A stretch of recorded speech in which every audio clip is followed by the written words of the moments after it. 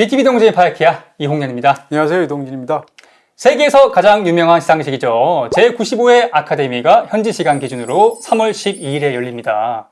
역사가 한 100년 다 되는 만큼 오늘 특별히 아카데미 사건 사고를 모아봤어요. 네, 아카데미는 진짜 지상 최대 쇼 중에 하나일 것이고요. 그렇습니다. 개인적으로도 제가 이번 아카데미 해설까지 모두 14번을 제가 생중계 해설을 하는 거거든요. 역사시네요. 네. 역사까지는 몰라도 제 나름대로도 또 개인적인 인연이 있기도 하고 또 아카데미 시상식에 또 애착도 많았어요. 자, 본론에 앞서 하실 말씀 있으신가요? 네, 오늘은 아카데미 시상식에서 받았던 어떤 작품 위주의 어떤 굉장히 의미 있는 그런 순간들을 모은 게 아니고요. 말 그대로 재밌는 순간들, 황당하기도 하고 황당한 순간들, 어떻게 생각하면 끔찍한 순간들 이렇게 해서 사건과 사고 중심으로 특히 이제 좀 약간 최근의 사례들을 좀 중심으로 여러분께 가장 놀라운 순간들 10순간을 모아서 소개해드리도록 하겠습니다. 첫 번째 순간입니다. 지금으로부터 50년 전이죠. 네네. 나무주연상을 대부로 받을 예정이었던 말론 브랜도의 수상 거부? 말론 브랜도는 배우로서도 너무 유명하지만 네. 어떤 확고한 자기의 정치적인 신념을 가졌던 사람인데요. 아카데미 시상식 역사상 수상을 거부한 사례가 제가 알기로는 3번밖에 없어요. 그 중에 하나군요. 네, 그 중에 하나면서도 제일 유명한 사례고요. 네. 3번 중에 2번은 배우가 거절을 했는데 그 중에 사실은 말론 브랜도가 나무주연상 수상을 거부하기 3년 전에 이미 있었습니다. 누구죠? 네, 조지 스콧이라는 배우인데요. 패튼대 전차군단이라는, 그러니까 패튼 장군 역할을 맡아서 정말 굉장한 연기를 했거든요. 네. 나무주연상을 받았는데 시상식이 열리기 전부터도 본인은 참석하지 않겠다라고 공언을 했고요. 아카데미는 굉장히 우스꽝스러운 행사이고 이런 걸 경쟁을 해서 누군가한테 시상을 하는 것 자체가 넌센스라고 얘기를 했고 비난을. 네, 거기에 참석하느니 그냥 텔레비전에서 하키 경기를 보겠다 이렇게 쿨하게 말씀하셨어요. 상남자네요. 그래서 안 나갔어요, 실제로. 네. 근데 아카데미 나무주연상으로 발표가 됐고 제작자가 대신 받았거든요. 네. 근데 다음날 전화를 해서 돌려주라고 다시. 그렇게 해서 제작자가 아카데미원에 이렇게 돌려줬던 굉장히 유명한 일이 있습니다. 개인적인 어떤 취향, 신념 이런 거랑 관련이 있잖아요. 대부로 이제 말론 브랜도 이름이 호명된 순간에 말론 브랜도가 올라간 게 아니고 거긴 현장에도 없었지만 대신해서 어떻게 생각하면 아메리카 원주민 그런 인권 운동가인 여성이 올라갔죠. 전통복을 입고. 네, 사전에 이제 서로 얘기가 됐었던 부분인 거고요. 네. 굉장히 원래는 긴 연설문을 가지고 올라가서 대독을 하려고 했는데 분위기가 굉장히 이상해지고 이러면서 제지를 받게 되니까 짤막하게 그냥 즉석에서 한 1분 정도 스피치를 하게 됩니다. 아메리카 원주민 여성은 사실 이제 그 아메리카 원주민들을 위한 인권 운동가이기도 한데 밝힌 이유에 따르면 말론 브랜도가 뭐라고 할까요? 그러니까 할리우드에서 영화 속에서 아메리카 원주민들이 등장하는 방식에 대한 저항의 표시로 항의의 표시로 거절한다라는 것이었었고요. 차별에 대해서. 네, 또 한 가지는 그 당시에 미국 정부의 역시 아메리카 원주민들에 대한 정책에 대해서 반대하는 의미로 거절한다라는 그런 거였는데 원래 중요한 정치적인 사건이 있을 때마다 말론 브랜도가 적극적으로 자기의 정치적인 견해를 표명하는 사람이었어요. 그런 의미에서 말론 브랜도 입장에서는 굉장히 강렬하게 자기의 뜻하는 바를 세상을 향해서 이 시상식장을 향해서 거부하면서 공표했던 굉장히 유명한 일화죠. 자, 그로부터 1년 뒤 74년이죠. 스트리커 난입소동. 네. 이때가 작품상을 시상하기 직전이었는데요. 네, 지금 화면에 보시는 것처럼 우측에 발표하려는 사람이 지금 약간 엘리자베스 테일러를 소개하는 그런 타이밍이었거든요. 네. 데이빗 니번인데요. 데이빗 니번이 엘리자베스 테일러를 소개하려고 하는 순간 그 뒤에 시상식장 커튼 뒤에서 한 남자가 뛰어나오면서 정말 옷은 하나도 안 입었죠. 네, 완전 시스틸이죠. 네, 그렇게 해서 스트리커가 난입하는 소동이 있는데 이것 자체가 이제 아카데미에서 있었던 수많은 사건 사고를 얘기할 때 항상 이야기하는 굉장히 유명한 사건입니다. 저 남성은 본인 스스로가 포토그래퍼이기도 하고 또 아트 갤러리를 운영하는 사람이에요. 그렇게 해서 스트리커로 이제 난입을 했는데 7, 80년대 저런 일들이 꽤 있었던 것 같고요. 어쨌건 생방송 중에 저걸 막지 못하고 그대로 다 방송이 됐다라는 게 시상식장이 약간 좀 엄숙하잖아요. 그래도 카메라 각도상 하체가 많이 보이진 않았어요. 그나마 다행이라고 볼 수 있는. 이 사진이 그렇고요. 그래요? 네, 근데 저 남성이 5년 뒤에 살해당했어요. 이거랑은 무관하긴 한데요. 강도 본인의 스튜디오에 있다가 강도의 침입을 막는 그 과정에서 피격돼서 죽은 것으로 알고 있습니다. 어쨌건 네, 굉장히 이 사건 자체는 이 시상식 역사에서 굉장히 유명한 사건이죠. 자, 다음은 92년입니다. 서부 영화 악역으로 유명한 배우죠. 잭 밸런스의 노익장 푸시요. 네, 굉장히 재밌는 사건인데요. 네. 잭 밸런스 하면 지금 말씀해 주신 것처럼 사실 악역으로 굉장히 유명한 스타이기도 하고 뭐 쉐인 같은 영화 뭐 이런 데서 여러 편 정말 전설적인 그런 스타인데 네. 이때 나무조연상을 받았고요. 음. 근데 약간 백스토리가 있는 게 그 당시에 나무조연상을 받은 영화가 이제 시티 슬리커스라고 우리나라에서는 굿바이 뉴욕, 굿모닝 내 사랑이라는 영화가 있었어요. 네. 꽤 인기가 있었어요. 들어본 것 같아요. 피카디리 극장에서 봤다는 게 기억나네요. 아. 네, 근데 기억이 나는데 우리나라에도 꽤 인기가 있었는데 거기서 이제 나무조연상을 받았는데 이해의 아카데미 시상식의 사회자이기도 하고 평상시에도 이제 가장 유명한 사회자 중에 한 명이 바로 빌리 크리스탈인데 네. 그게 그 영화의 주인공이거든요. 아. 그러니까 어떻게 생각하면 지금 아카데미에서 사회를 보고 있는 친구가 나랑 같이 영화에서 합을 맞췄던 그런 동료 배우란 말이에요. 그래서 농담을 하는 과정에서 잭 밸런스가 수상 연설을 하면서 뭐라고 말했냐면 저 빌리 크리스탈 같은 친구 진짜 바로 눌러버릴 수 있어 이렇게 약간 코믹하게 말을 하고 나서 본인이 증명하고 싶은 거예요. 근데 이분이 70대에다가 막 굉장히 나이 든 상황이었는데 네, 그랬더니 시상식 옆으로 가가지고 네, 갑자기 푸시업을 하기 시작하시는데 또 한 손으로? 한 손으로 하셨어요. 야. 네, 그리고 한 손도 한 번 한 게 아니고 3번을 연달아 성공을 하고 저도 못하죠. 네, 그러고 나서 일어나서 수상 연설할 때 2손으로 푸시업을 했다면 오늘 밤새도록 할 수 있다. 사실은 그렇게 보여준 이유가 할리우드에서 이제 나이가 너무 들게 되면 역할들이 굉장히 제한적이잖아요. 그렇지 않다. 나 아직 짱짱하고 나이 든 배우들도 얼마든지 할 수 있다는 걸 보여주기 위해서 했는데 많은 분들이 좋아하면서 굉장히 유쾌한 광경으로 남았던 풍경이 됐습니다. 네, 걸어 나오실 때까지만 해도 되게 젠틀하셨는데 정말 깜짝 쇼였습니다. 네. 자, 다음으로 뉴 밀레니엄을 1년 앞두고 로베르토 베니니의 의자 세레모니. 네. 로베르토 베니니는 인생은 아름다워로 네. 감독, 배우 유명하잖아요.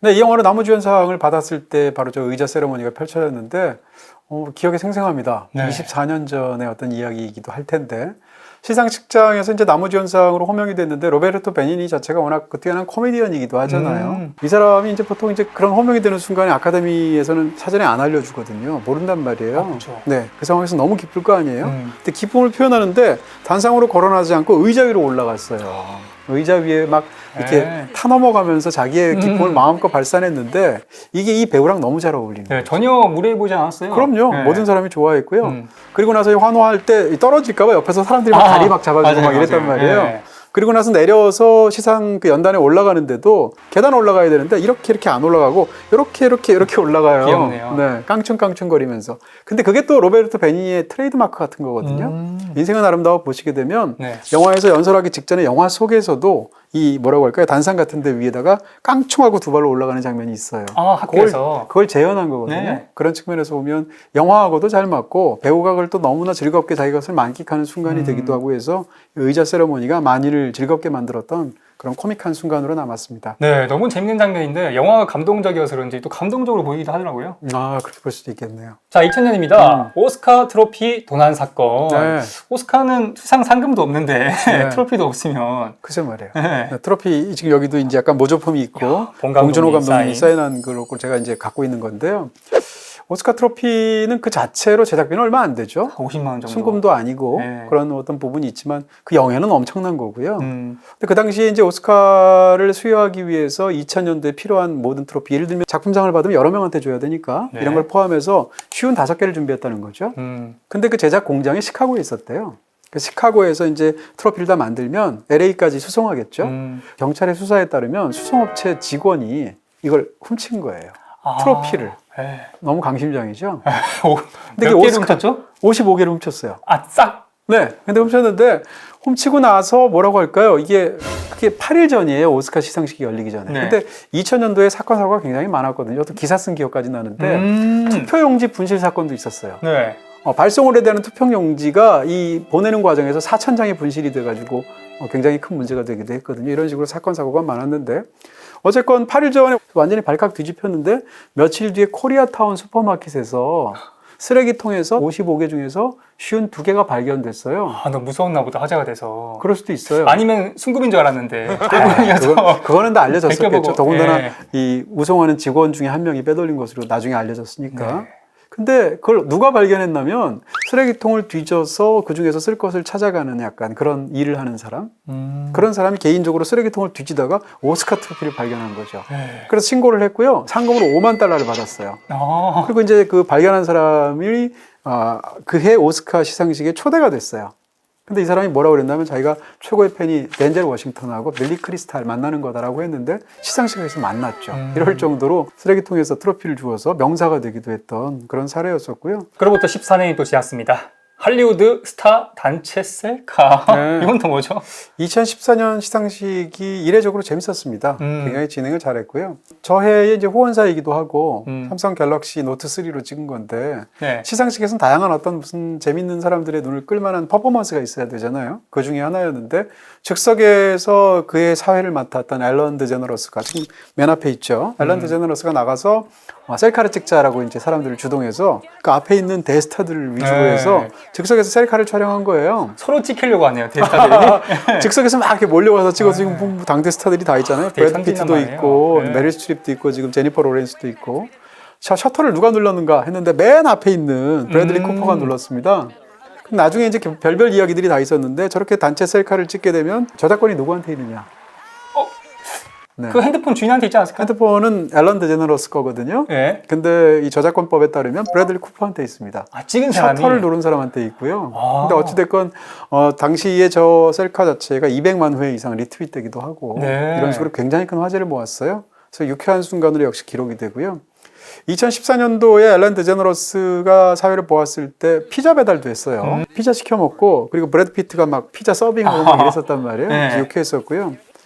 제 기억으로는 이제 저도 이제 14년 정도 시상식을 하면서 쭉 보면서 제가 느낀 거는 제가 14년간 했을 때 가장 잘했던 사회자가 빌리 크리스탈하고 앨런 드제너러스 같아요.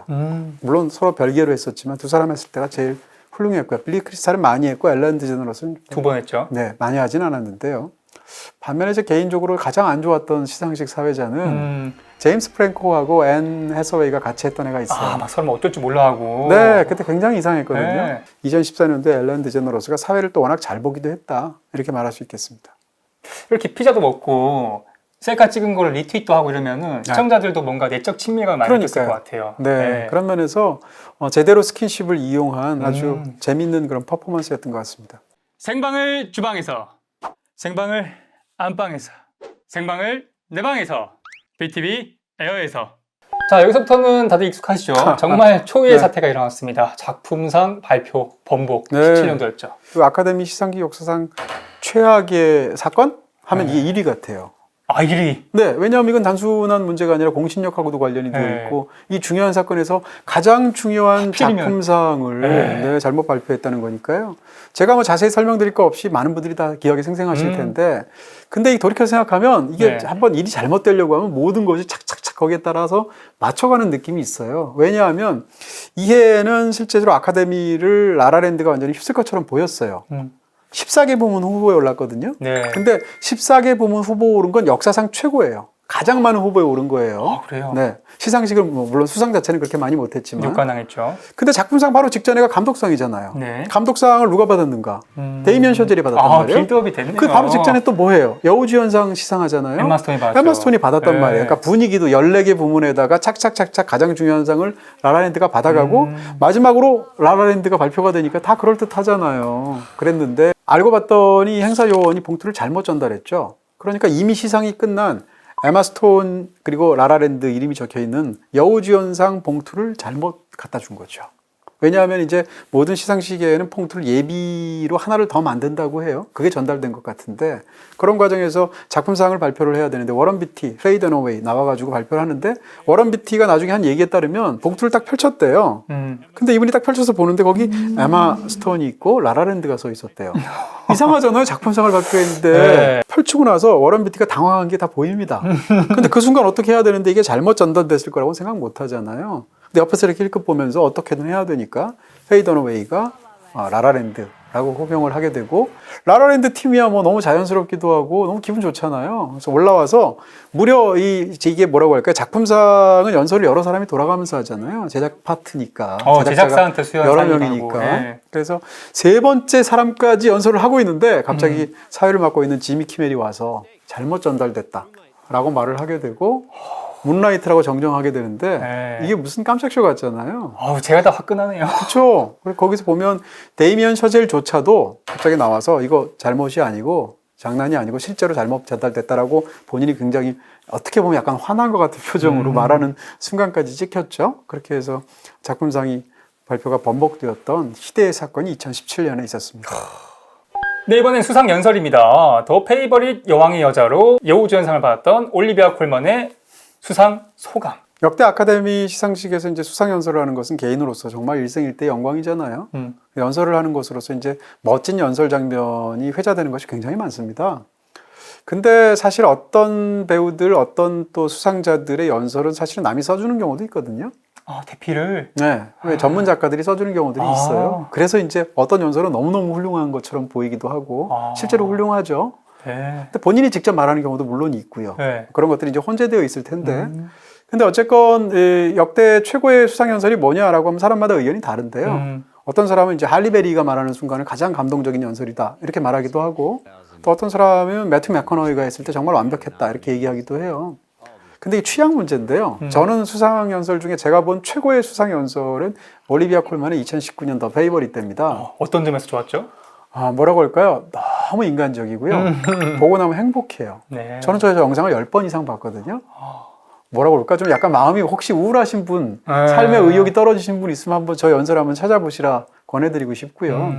이 연설을 보면 올리비아 콜먼뿐만 아니라 누구나 자기가 호명되면 너무 기쁠 거 아니에요. 네. 근데 보통 기쁨 속에서도 잘 뭔가 멋있게 말하고 싶잖아요. 환경 문제도 얘기하고 싶고 뭐 등등등. 아, 디카프리오처럼. 자기의 신념을 얘기하고 네. 싶고 그것도 굉장히 거룩하고도 멋진 일이죠. 근데 올리비아 콜먼은 이날 어떻게 했냐면 자기의 기쁨을 완전히 만끽하는데 본인도 너무 들뜨고 설레가지고 네. 말이 막 떨리기도 하고요. 중간에 막 액션을 넣기도 하고 갑자기 막 샤우팅을 하기도 하고. 아, 너무 귀여우시더라고요. 그렇죠. 그러면서 또 본인 스스로가 이전에 배우 하기 전에 이제 청소부로 굉장히 힘들었던 시절을 보냈던 얘기를 한다든지 부모님을 거명한다든지 하나하나 이렇게 감사 얘기하는 굉장히 내용상으로는 평범하지만 그 얘기를 했을 때 올리비아 콜먼의 진심이 100% 담겨 있고 너무 좋아하는 사람 보는데 우리가 기쁨 같이 보면 같이 행복한 순간이 있잖아요. 그런 걸 줄 수 있는 올리비아 콜먼이 너무나 귀엽게 보이기도 하고 그런 유쾌하고도 많이를 행복하게 만들어주는 멋진 연설 장면이었다고 생각합니다. 스태프가 중간에 빨리 끝내라고 하니까 아, 빨리 끝내라고요? 알겠습니다. 맞아요. 네, 네. 귀여우셨어요. 꼭 우리나라 작품이어서가 아니라 기생충 사관왕은 정말로 역사적인 아카데미 100년 통틀어서도 사건이었죠. 아무래도 또 한국 관객이니까 더더욱 더 우리 입장에서 감격스럽거나 이게 행복하게 느껴지는 것이 분명히 있긴 할 거고요. 네. 근데 조금 전에 말씀해 주신 것처럼 저도 이제 14년간 이 수상하는 시상식을 해설하면서 개인적으로 가장 놀라운 순간이었어요. 이게 사관왕이라고 말씀하셨는데 원래 이제 국제장편영화상도 받기가 어렵잖아요. 그렇죠. 근데 그걸 시작으로 해서 각본상 받았죠. 그리고 나서 이제 감독상, 이어서 작품상까지 이어졌는데 이 4개 수상 중에 저한테 현장에서 그 동시에 저뿐만 아니라 이제 사람들도 비슷했을 텐데 가장 놀라웠던 건 감독상이었어요. 왜냐하면 오히려 작품상은 받을 수도 있을 것 같았는데 그래요? 그냥 어떤 현장에서의 분위기라든지 뭐 이런 부분에서 더군다나 이 감독상의 바로미터가 되는 상이 있거든요. 그게 이제 DGA상이라고 해서 감독조합상이 있어요. 네. 근데 감독조합상에서 이 2020년도에 받은 영화가 기생충이 아니에요. 1917이었나요? 1917이었어요. 근데 거의 한 8, 90% 확률로 그게 일치하거든요. 이런 여러 가지 부분들까지 합치게 되면 사실은 감독상 받는 것이 굉장히 예상이 안 되는 상황이었는데 감독상으로 호명이 됐어요. 그래서 제가 거의 짐승 같은 소리를 내 안에 짐승이 있었구나. 그런 걸 느끼게 되는 굉장히 황당한 순간이기도 했는데요. 근데 그런 감격적이면서도 멋진 순간에 봉준호 감독이 워낙 말씀을 잘하시죠. 진짜 최고의 수상 연설을 그날 했죠. 일단 올라왔는데 본인이 어디까지 준비했는지 잘 모르겠는데요. 올라오자마자 했던 얘기는 아까 국제장편상 받을 줄 알고 그걸로 끝인 줄 알고 이제는 쉬어야지 했는데 호명이 되었다라는 말로 일단 시간을 벌고요. 그건 본인이 이제 책에서 어렸을 때 봤다는 건데 영화 공부할 때 가장 개인적인 것이 가장 창의적인 것이다. 근데 그 말을 한 사람은 바로 당신 스콜세지 감독님이십니다. 그때는 또 번역도 안 했어요. 네. 영어로 직접. 그게 이제 굉장히 저는 이제 놀라운 화술이라고 생각하는데요. 그러니까 봉준호 감독이 물론 그 영화를 너무너무 잘 만드는 최고의 감독이지만 사실 말도 너무 잘하는 거예요. 왜냐하면 바로 옆에서 통역을 하는 사람이 있잖아요. 샤론체. 그 전까지는 통역을 다 합니다.